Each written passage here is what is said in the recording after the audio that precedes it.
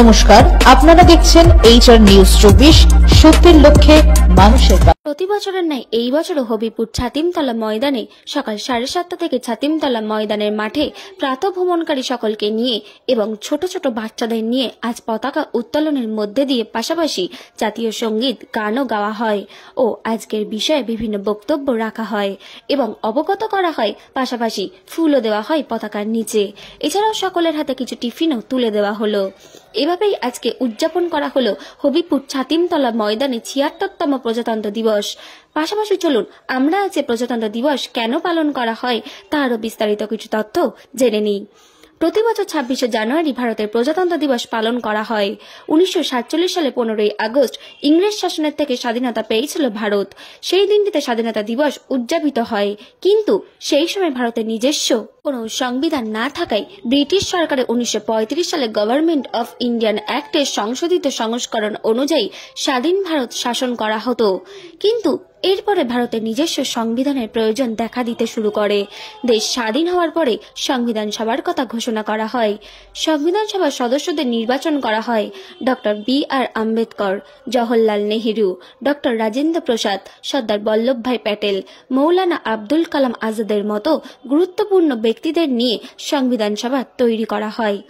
1947 সালে 29শে আগস্ট আম্বেদকরের নেতৃত্বে ভারতে স্থায়ী সংবিধান প্রণয়নের উদ্দেশ্যে একটি খসড়া কমিটি গড়ে তোলা হয়।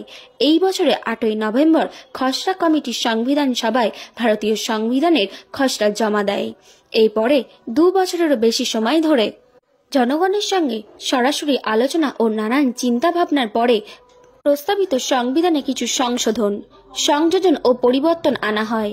1949 সালে 26শে নভেম্বর সংবিধান সভায় শেষ পর্যন্ত ভারতীয় সংবিধানের খসড়া গৃহীত হয়। সভার 308 জন সদস্য 1950 সালে 24শে জানুয়ারি সংবিধানের 2টি হস্তলিখিত কপিতে সই করেন। এর একটি ছিল ইংরেজিতে ও অন্যটি হিন্দিতে। এর 2 দিন পর 26শে জানুয়ারি ভারতীয় সংবিধান কার্যকর হয়। আনুষ্ঠানিকভাবে সার্বভৌম গণতান্ত্রিক রাষ্ট্র হিসেবে আত্মপ্রকাশ করে ভারত। ডক্টর রাজেন্দ্র প্রসাদ হয়েছিলেন স্বাধীন ভারতের প্রথম রাষ্ট্রপতি।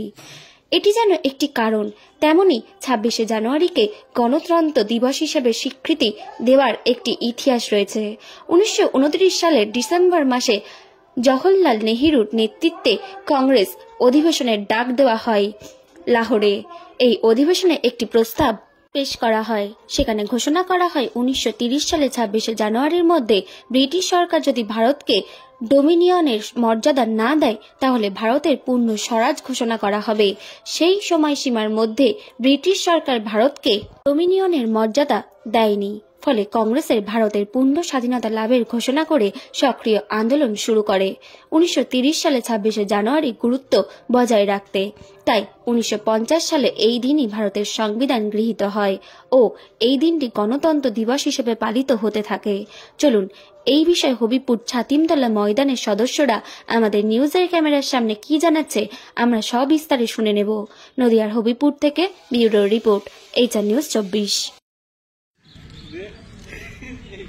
আজকে আমাদের ভারতের 76তম 26শে জানুয়ারি প্রজাতন্ত্র দিবস।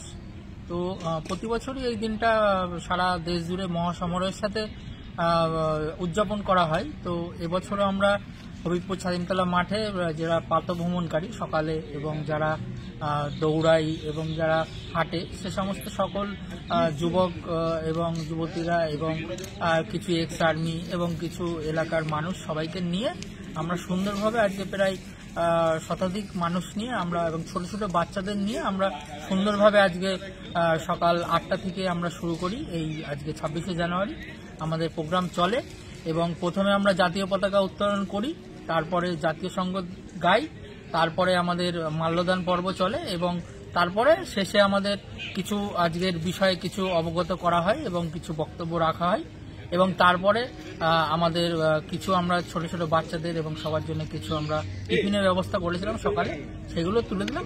এর মধ্যে দিয়ে আমাদের আজকে 26শে জানুয়ারি প্রজাতন্ত্র দিবস উদযাপন হলো। আমার নাম শুভঙ্কর পাল।